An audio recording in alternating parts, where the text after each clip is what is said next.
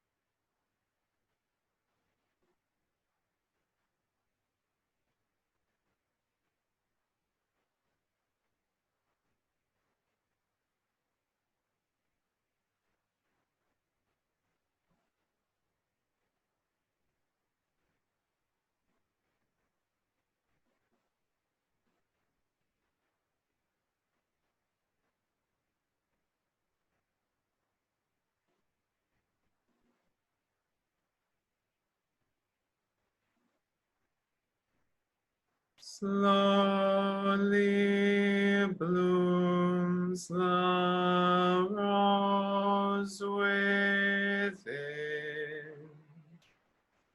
Slowly blooms the rose within.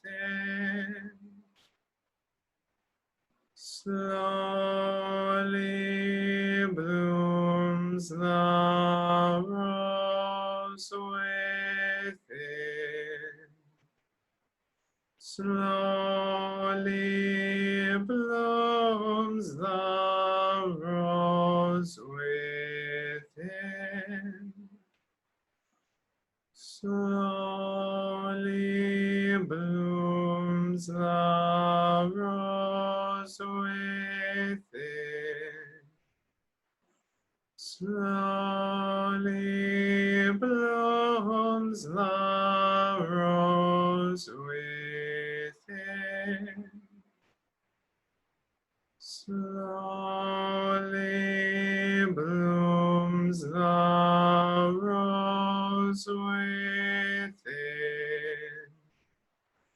Slowly blooms the rose within. Slowly blooms the rose within. Slowly blooms the rose within. Slowly blooms the rose within. Slowly blooms the rose within.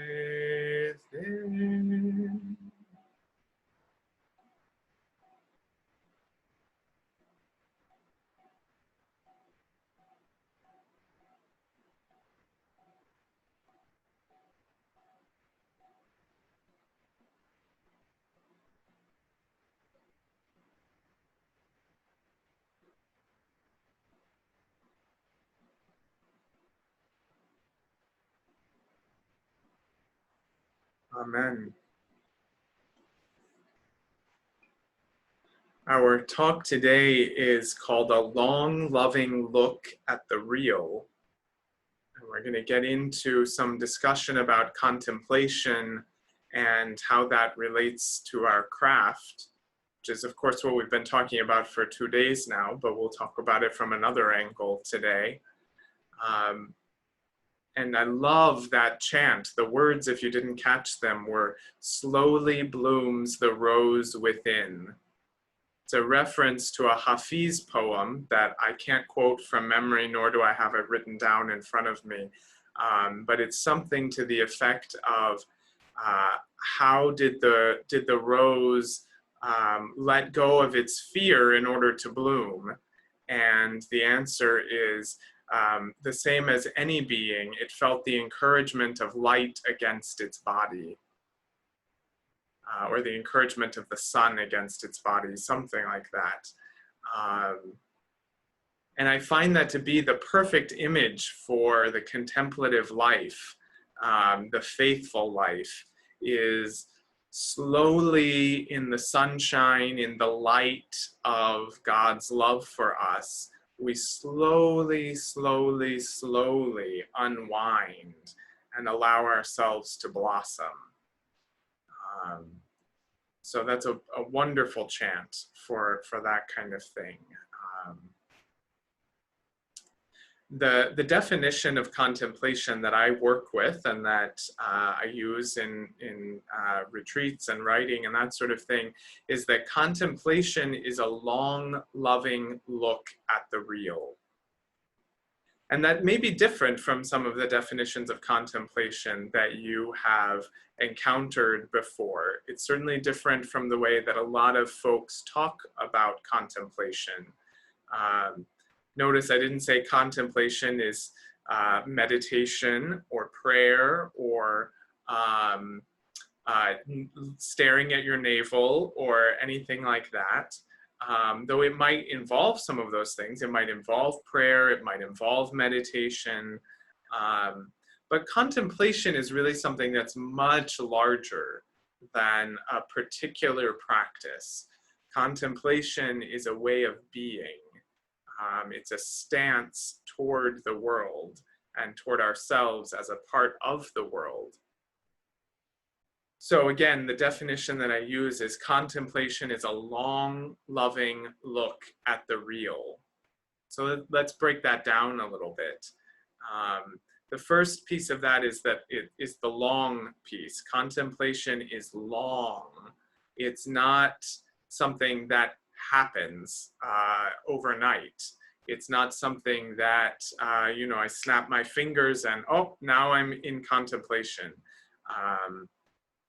It's a process that we enter into that takes a long time. Slowly blooms the rose within. That it's a slow process, and it's a process of slowing down as well. So that in the course of the life of faith, it's usually not until the end of one's life. I mean, we have different examples of this, of course, but it's usually in the old that we see the real flowering of contemplation. And it's not that old people have suddenly, bam, entered into contemplation, but over the course of a lifetime of faithful engagement, they find themselves flowering. Often at the very end of life. And I like to think about this sometimes. You may be familiar with the Celtic notion of thin places. They are places in the world that have been rubbed thin through prayer so that the veil between this world and the heavenly world is thin, and you can see through it more easily, move back and forth more easily. Well, I like to think that there are thin people in that sense. And you may have known some of them, and they are usually old. People who have been worn smooth through the life of prayer, the life of faithful engagement, so that you can see God shining out of their face in a way that for most of us is a little more obscured. Because we have a lot of other stuff going on too. So contemplation is a long process, a lifelong process. And in that sense, it's really an antidote to the quick fix of certainly American culture, and wanting to kind of have our instant gratification. Contemplation is not going to be like that. It's not going to happen quickly. It's not going to be a straight line from point A to point B. It's a gradual, slow deepening and softening. Another image that really helps me with that process is that I like to think back to when I first really got engaged in a serious way with my spiritual life, sort of out of college. And when I look back on those days, I used my spiritual practices like a jackhammer. Like I was going to break away all of the sharp edges through force of will. And one of the things that life teaches us as we get older is that force of will isn't going to do it. You know, you cannot will yourself into softness, into healing, into wholeness. Life throws all kinds of things at us that we would never want or anticipate, and your force of will can't get you through it. Which is not to say that there's not a place for strong strength and will and perseverance, but it's not going to soften you. Instead, now I like to think of the spiritual life as a gentle water that's lapping at the shore. And over thousands of years, it will change the shape of the shoreline. The rocks will get soft and smooth so that you can skip them over the water. But that's very different from a jackhammer that's going to break down the hard edges of a life. And really that jackhammer image is a really a violent image. And Lord knows we don't need any more violence in our world. Our world is violent enough. So contemplation is a long, loving look at the real. If it's long, it's also loving. And through the course of engaging in contemplation over a whole lifetime, we learn to see through the eyes of love.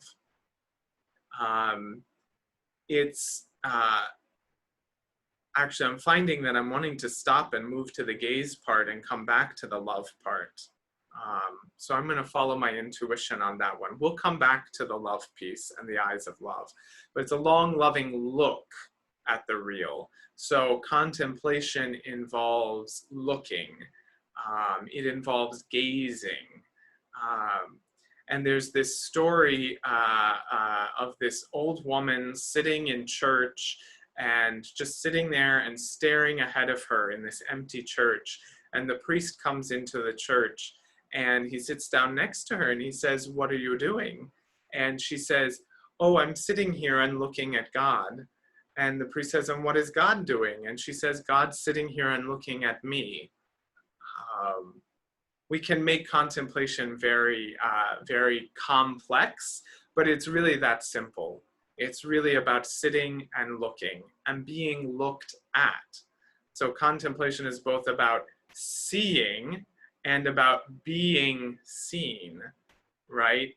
And in the paradoxical way of all of these things of God, in seeing, I am seen, right? So through contemplation, I both gaze on God and I am gazed on by God. God gazes on me. So contemplation allows us to move into a mutuality. And notice that's not a head thing. That's really a heart thing, right? The Cloud of Unknowing, that 14th century English mystical text, says something to the effect of, we can never know God, who is all-powerful and pervades everything, but we can actually love God. And through love, we can possess all of God and allow God to possess all of us. So the power of the heart, the power of love, far transcends what our minds are able to comprehend. Because the mind is really, is a center of knowing, of course. The mind is a center of knowing, but it's the center of knowing that sees difference, that distinguishes this is not this, right? There's left and there's right. The heart is also a center of knowing, but it's the center of knowing that sees in harmony, that sees that left is right and right is left. So of course we need both of those faculties. You need to know that left is not right, so that when you get to the turn you need to make at the bottom of the street, you know which way to go to get to the grocery store. But we also need to be able to see through the eyes of the heart, to see in harmony, to see that I am in you and you are in me and we are together in God. So we need both kinds of seeing, but contemplative sight is really the sight that's centered in that heart way of seeing harmony and unity. Not opposed to the head, including that, but centered in the heart. So if contemplation is a long, loving look at the real, then what we are gazing at and what is gazing upon us is the real with a capital R, right? It is not a fantasy. It's not, God is not who I wish God to be. You know, at a certain point, we have to let go of that fantasy God. What I called the vending machine God. You know, I put the quarter in, I press the button, I'm going to get the result that I want. And I can remember when I first started discernment toward the priesthood, I went to see the rector of the church that I went to. This was back in college. And he said, okay, well, first tell me about your prayer life. And I looked at him and I said, what's that? Because my only understanding of prayer at that point in my life was the kind of prayer that I asked God for stuff. And my experience was that I could ask God for stuff all day long and God wasn't going to give me the stuff that I asked for. So what was the point in doing that? And a part of our maturing process in the life of prayer and the life of faith is to come to understand that that isn't how God works. That isn't who God is. That does not mean that prayer is not answered, but it means that God is not a vending machine where you put in a quarter, you press the button, you get your Cheetos, and you know everybody's happy. So that's not how God works. And at a certain point, actually at many points along the way, because it doesn't just happen one time, God invites us, encourages us, sometimes demands that we let go of the idols we have been worshiping in place of God. And again, that happens all the time, that we run into the wall and we find out, oh, I have been worshiping an idol rather than God, who is profoundly mysterious. And whenever we feel super comfortable and settled in our idea of who God is, that's probably when God's going to pull the rug out from under us and say, well, it's not that I'm not that, but I'm also all these other things too, right? So if that's true in the relationship with God, it's true in all of our relationships. You know, anyone who is married or who has been married or been in an intimate relationship will know that there comes a point in the relationship when your fantasy of who this person was slips away and you realize, like, you know, they're not who I thought they were. That can be a crisis moment. It is a crisis moment in any relationship. And the invitation there is to move into a relationship with a real person who's not a projection of my fantasies, but to actually a real person who is other from me, right? So that happens and has to happen in our life with God, and it happens all the time. And I had a spiritual director who used to ask, "Are you praying dangerously?" He would say, "Are you praying to have God remove or relieve you of your obsessions and your fantasies, your obsessions and your illusions?" And most of us don't pray that way. Most of us, and I include myself in this, most of us, most of the time, are very comfortable with our obsessions and our illusions, and we're not really interested in having those taken away. But at a certain point, for us to mature and to grow, they need to be taken away. And the truth is, they'll need to be taken away again and again over the course of our life, because they can be taken away today, and in a couple years' time, I've built up some new obsessions and illusions, and those will have to be taken away as well. And hopefully I'm not as attached to them next time as I have been this time, and so on and so forth. Right? So contemplation is built upon a relationship with reality, with capital R reality. And that is the reality of the world that we live in. It's the reality of who we ourselves are, of the lives we have lived, and in the lives that we haven't lived. Because of course you have to make choices in your life, and every choice you say yes to, you've said no to something else. And so, how do you make peace with the reality that here's a life that I chose not to live? That's a part of it as well. And of course, reality is not just the bad things that have happened to us or have happened in our world, but reality is the beauty of the world. Reality is the heartbreaking beauty that surrounds us. And really, that's what the engagement with reality that is contemplation will show us, is that the beautiful and the heartbreaking, the joyful and the sorrowful are really part of the same reality.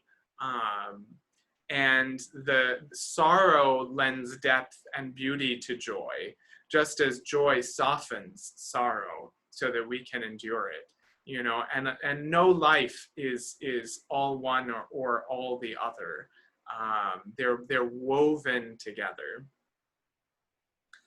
So to backtrack a little bit, and this is why I wanted to come back around to the love piece, is that contemplation ultimately moves us deeper into love, right?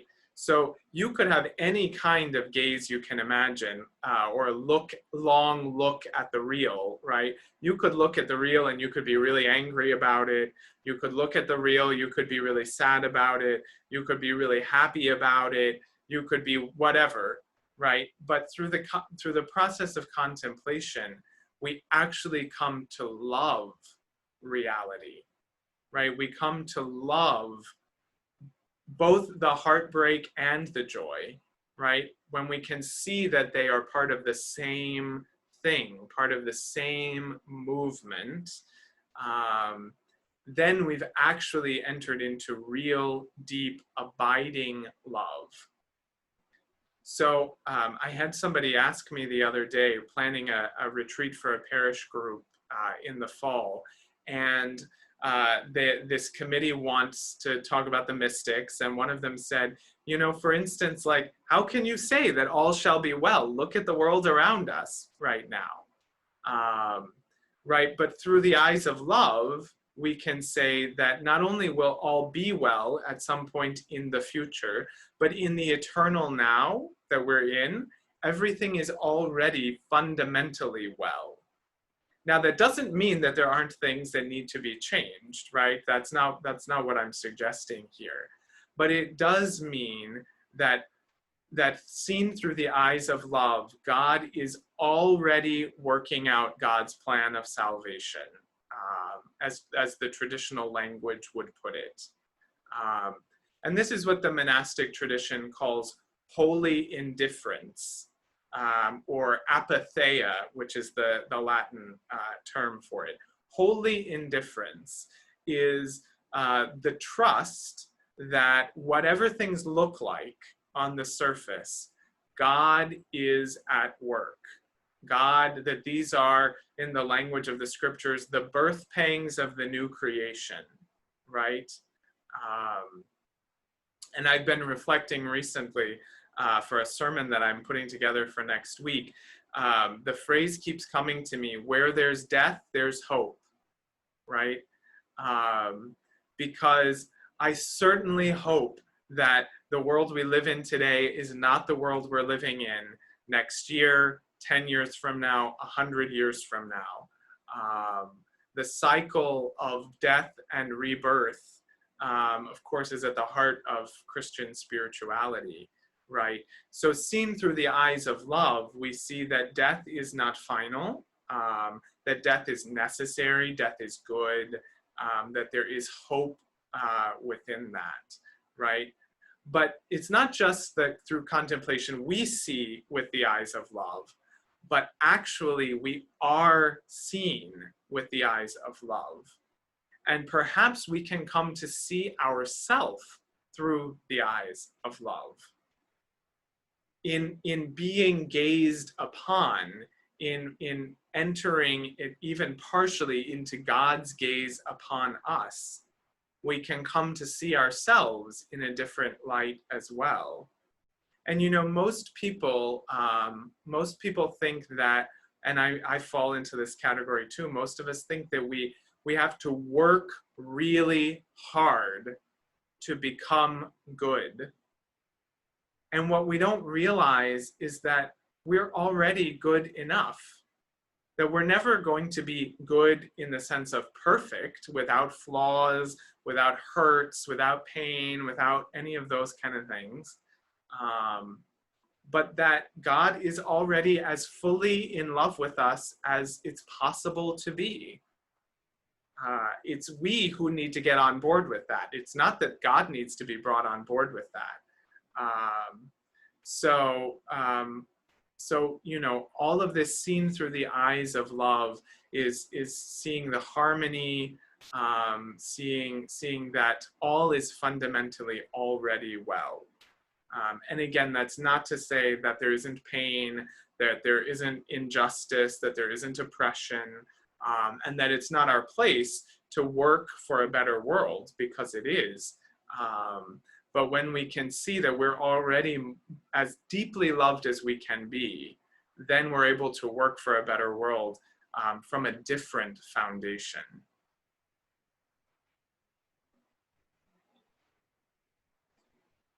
So let me bring this back around to craft. How does craft help us to enter into this movement of contemplation, into this long, loving look at the real?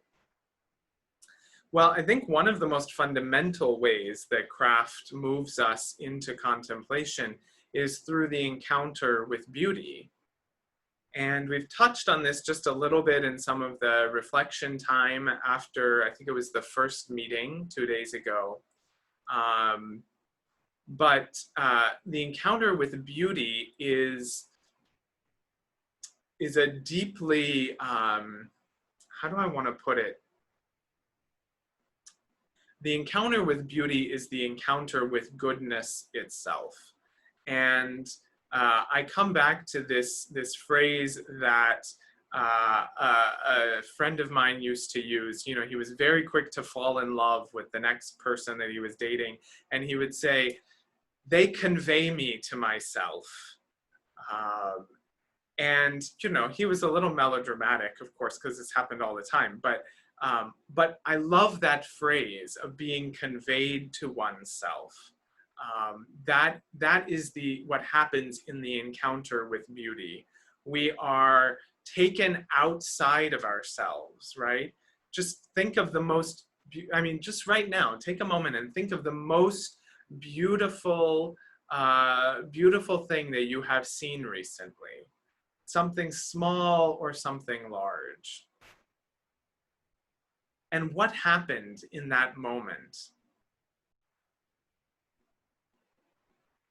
The way that I make sense of what happens in those kind of moments, when the slant of light through the trees makes this beautiful pattern on the ground, or a sunset, or beautiful rose on the rose bush, or the face of someone you really love. What happens is that we kind of like stop for a moment and catch our breath, and we realize that like we had been going through the day almost on autopilot, and all of a sudden like the world has changed, even briefly, even just for that moment. I think in the encounter with beauty, we lose our self-consciousness, right?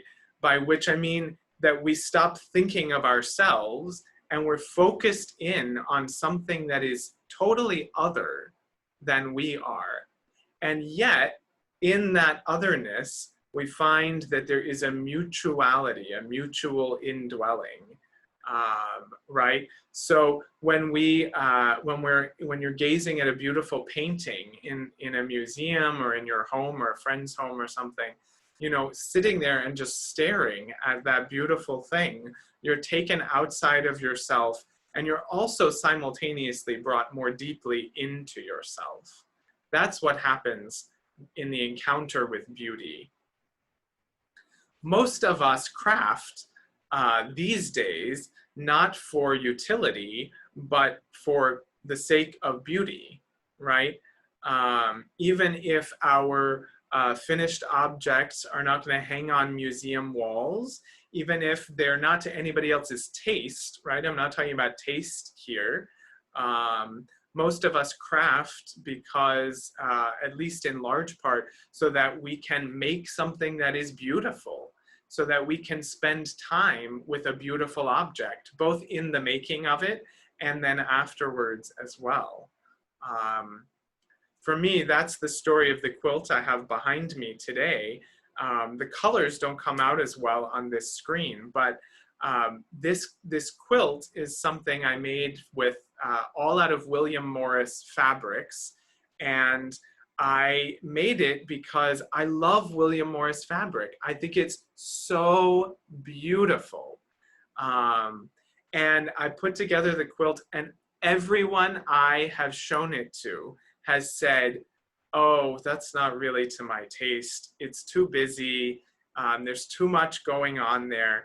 And I can see from a formal artistic point of view what they mean. And I don't care, because I think it is beautiful. I love the fabrics in it.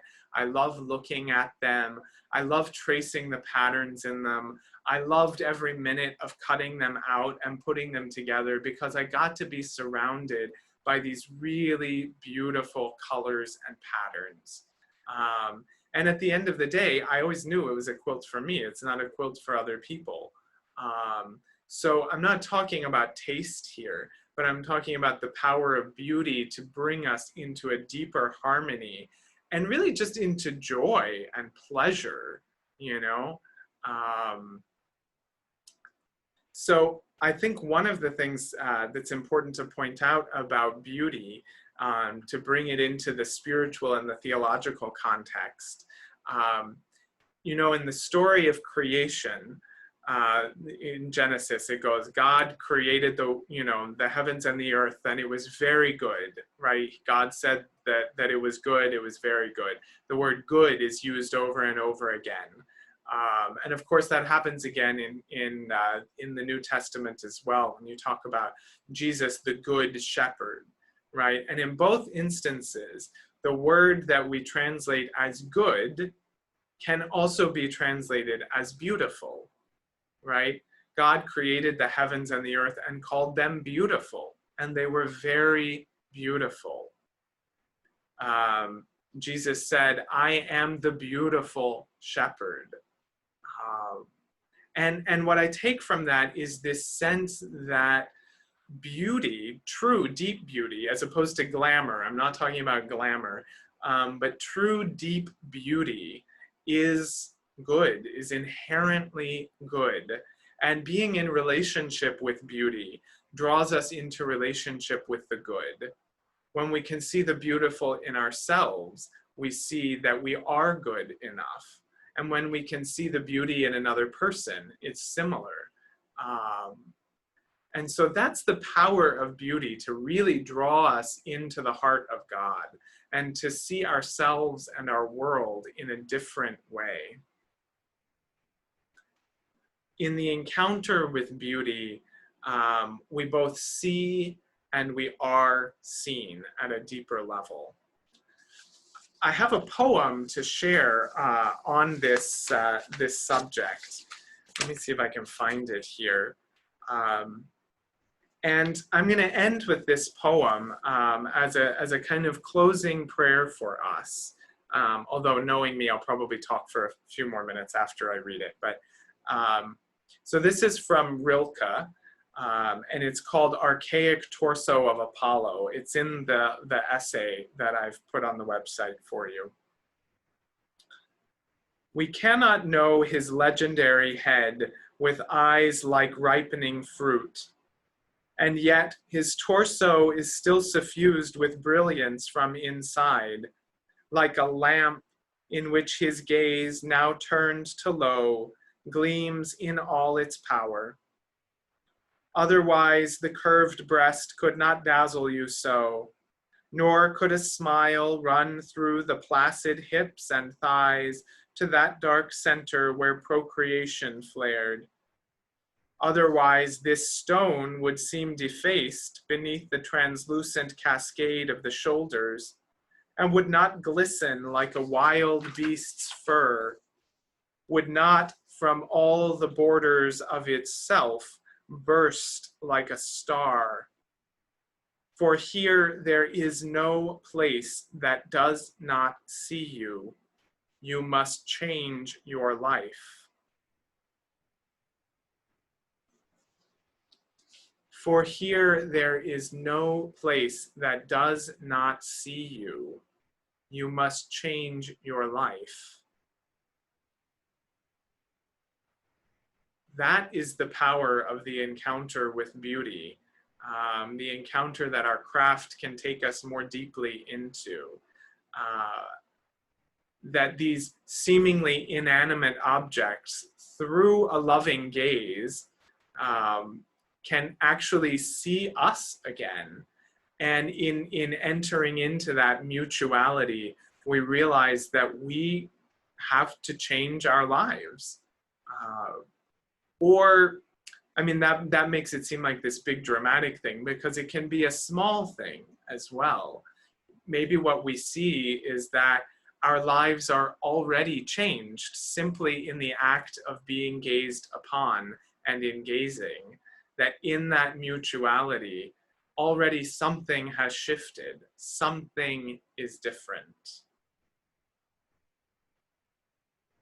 That is the promise and the invitation of entering into craft as contemplation. And that's my prayer for you, for me, for all of our world, is that we would learn to see with loving eyes the beauty that is all around and within us. It's been a pleasure to be on retreat with you these 3 sessions, and I wish you all the best.